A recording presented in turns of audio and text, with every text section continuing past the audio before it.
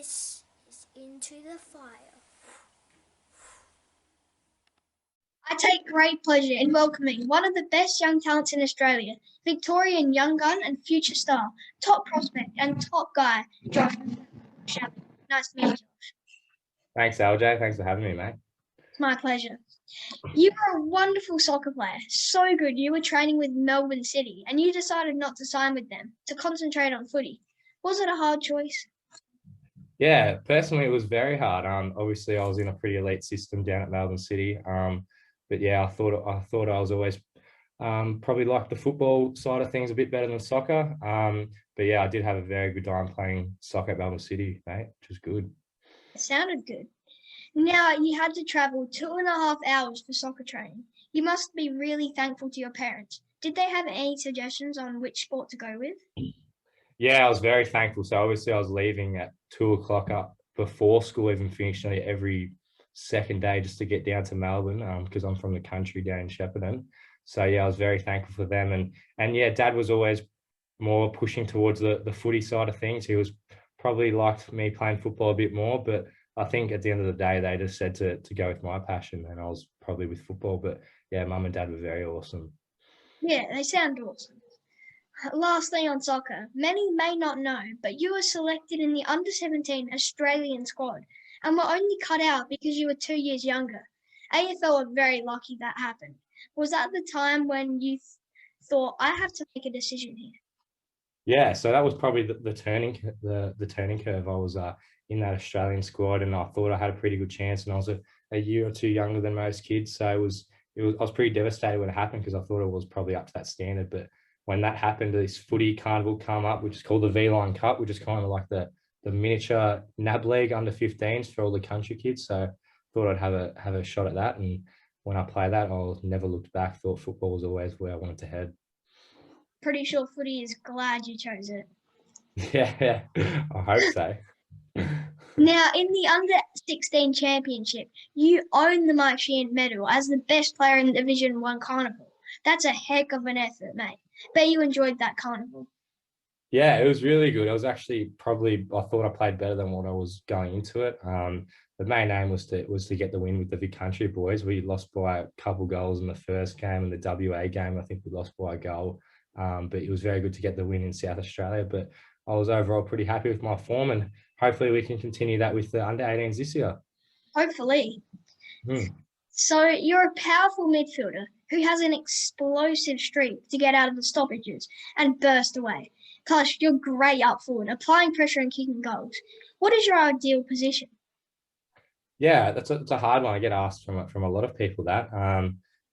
I see myself predominantly more as a forward, but I definitely think I can see myself having quick spurts in the midfield when our midfielders are getting tired and they need a bit of a spark to go in there. So, yeah, predominantly forward, I'd say. Yep. It's good to sneak a few goals here and there. Oh, definitely. That's always the aim, LJ, during games. Yeah. So you're a Murray Bushranger. How has the season started for you and the boys? And how is my mate Xavier Margine? Heard he had to run with Nick Dacos. Yeah, so we had an interesting first game. We played at Shepparton, which was about 30 degrees, so it was very hot. We actually fortunately got absolutely smoked against Bendigo, lost by about 60 points. So versus a few of my Caulfield mates, Cooper and Hugh Hamilton. So wasn't too happy after the game, but since then we've been in pretty good form. I think we've won a couple of games now. We bet Oakley on the weekend, which was unreal. And yeah, Zay's been really good. He was obviously at Carlton for a stint, and he's in the VFL, and he's slowly coming back to form because he was injured. So hopefully at the end of the year everything works out with him and he can get picked up. But yeah, he had to run with dates on the weekend, and he said it was a tough job. Just watching some vision, they looked like they went good head to head. Yeah, that would have been a good matchup. Yeah, it was. Yeah. You model yourself a bit on Toby Green. He's a great player. What do you look at in his game that excites you so much? And are you so good on the lip as he is? I definitely think I'm not too bad on the lift. Probably not as good as him. You can tell he gets into a lot of AFL footballers' heads. But yeah, I wouldn't say I'm quite as to that extreme as what he is. He's definitely the attributes of him. His goal sense around goals is amazing. Just to see him as that he's only 182 centimeters and he can take really good contested marks and things like that. So height doesn't really mean anything when I look at football. So his kicking, his marking, and then just his leadership this year to be the GWS captain has really shown that he's more than capable of just being a normal footballer. So he's got those leadership traits too, which I try and base myself around. Yeah. Not a bad player to be like, take a few speckies here and there. Yeah, it's a few speckies. Hopefully, no kicks in the face. That's a bit Hopefully no dangerous. kicks in the face. Nah. Yeah, I won't be doing that. Yeah. Now you got to train with Carlton. That would have been great, a great experience. What did you learn from that? And did you steal Patrick Cripps' boots? Who took you under their wing a bit? Yeah, so Carlton was an amazing experience. I'm actually a Carlton supporter. So when I first walked in there on the day, it was just in awe looking up at, you got Patrick Cripps, Mark Murphy, Sam Walsh, all these amazing footballers right in front of you.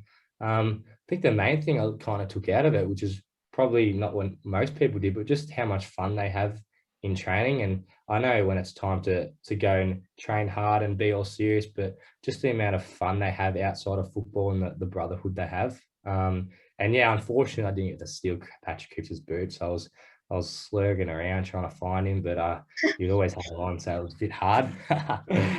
So yeah, that was a thing, but definitely got a lot out of it. David Teague was unreal bloke. So he's a Katanga boy, which is close near Shepparton. So he's a country boy. He was really good for me, and yeah, I went through a lot of vision and things like that with the coaches and the footballers. Did some stuff with Gibbons as well. He was really good. And the Kerno brothers were amazing too. So yeah, it was a really good experience, LJ. Yeah, sounds like lots of fun. It was. Yeah. Now, with the draft coming up this year, do you think about it? And do you read the draft prediction? It obviously crosses your mind here and there, but I feel like because of the NAB league being under 19s in the country, you kind of still feel like the bottom major, which is really good. But yeah, as everyone else, you see things in the media and it's always coming across your mind. But I feel like the best way to go about it is you look at it once and then you just put it away and not always focusing. Because I feel like if you don't read it here and there, you're kind of just always in your head thinking about, oh, what are they saying about me? What's going on? But the best way to go about it is to put that all aside and let your footy do the talking. Yeah, and hopefully you can come down to Adelaide. Yeah, I wouldn't mind that. Adelaide is a pretty good club at the moment, doing all right. Got a good win over Melbourne on the weekend, which is Yeah, good. that was a great game. I was there actually. So yeah. Yeah. All of my mates were watching it. So when we saw Tex kick the goal at the end, it was amazing. We were all celebrating. It was really good. 1 point. Yeah, it was amazing. Now, you have some wonderful attributes, and clubs will be falling over themselves to get to you. But what are the things in your game you will be looking at improving this year? Yeah, so obviously, no one's a perfect player. Even if you got strengths, you want to make them elite. But yeah, definitely the two probably things I was working on at the start of the year were inside 50 tackles. That was probably the main thing to show that I can be a damaging defender as well as playing as a forward inside 50. It's not all about kicking goals. So yeah, that was the one thing. And the second thing was just showing that I have that strength and power to burst through stoppages more consistently and showing that I had that inside 50 penetrating kick. So those were the couple things. And the other one was just showing that I have those leadership capabilities in if I'm playing bush rangers, Caulfield Grammar, the country. So any of them. So just being consistent with the leadership side of things as well. So those would probably be the three, LJ. So the old mullet is growing, mate. You may be cult figure in 2 years. Reckon you can take on Bailey Smith's hairdo? I don't mind my mullet at the moment, but I think his is a bit too extreme. I probably wouldn't let it go down to my shoulders. But it does look good on the football field, definitely in photos. But yeah, he's definitely an idol on the hairdo. Yes. Now let's get into some non-footy questions. If you had to play a different sport, what would it be? I think basketball. So I'm pretty passionate watching the NBA, so that's pretty good, or NFL. But I think playing NBA would be ideal. Would be amazing. Money, lots of cool people around you. Pretty nice. Pretty good job. Yeah, the money factor is pretty big over there, isn't it? So, and it's a global sport, so it's pretty good to see everyone in the world are watching you play NBA. Yeah. Besides footy, what's the ultimate job in your opinion? Poor. Very tough question. I think if everything doesn't work out with football, I think being a physio would be pretty cool. you're still working in the sport environment and get to help people. So that's probably a passion that if football doesn't work out, I would definitely want to go through that career pathway. Yeah, definitely. What is the number one sports person you definitely have around for drinks? Michael Jordan, 100%. Be Yeah. mine too.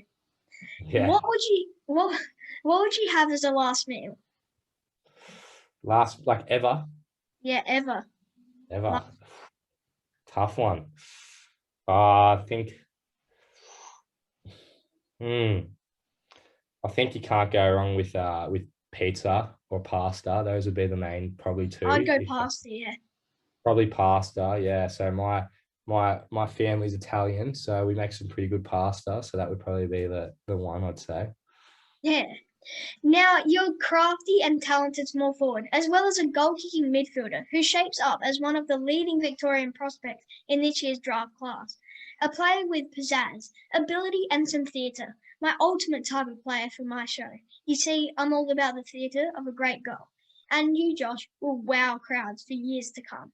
So it's important to show you something that who needs a celebration. And I have the exact one for the man, the Into the Fire. Oh, that looks good. I think I'm gonna have to try it right now. Definitely. Go ahead. Okay, you must have been practicing. That was pretty good. I think I'm gonna have to put that with one of my goals this year, LJ. Yeah, definitely. Well, well, Josh, I can't thank you enough for meeting me today. You're an elite talent, and I can't wait to see which lucky club will get you at the end of the year. Until then, keep kicking goals, buddy. Thanks very much, LJ. I had a real good time. Thank you. Thanks so much, Josh. Have a good one, mate.